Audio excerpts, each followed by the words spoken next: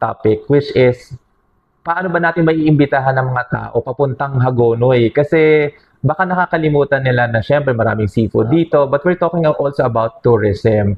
At from the past few instances and events, no, Mayor, I've been meeting very talented singers, performers. So, paano po natin in support of the creative tourism industry, na kung saan po, yan, katatapos lang po kasi ng DOT tsaka DTI, how can we empower, ano ba yung mga projects para mas malinang pa yung arts and culture sa Hagonoy po? Kagaya po ng aming, sabing ko nga, first termer po ako.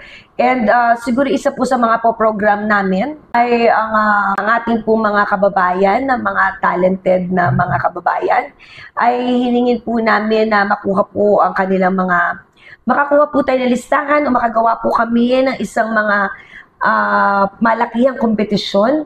Nang sa ganun malinang po natin yung mga talento ng ating mga kababayan dito.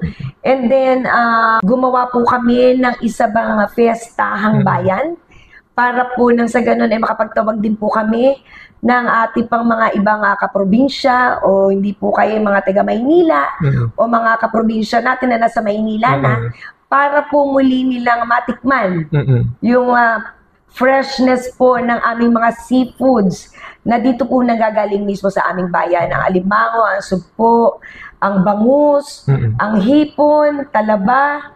Sana po makabalik ulit sila dito. At hindi lamang po makilala ang bayan ng Hagonoy sa Baha.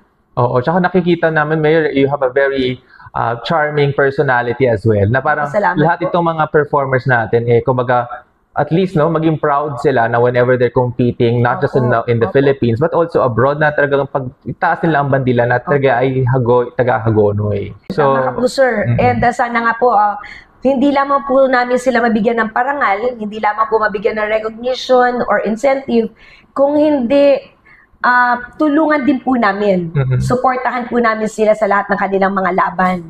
Para po maramdaman nila na kaagapay po nila ang pamahalaang bayan sa kanilang mga nilalaban ng kompetisyon.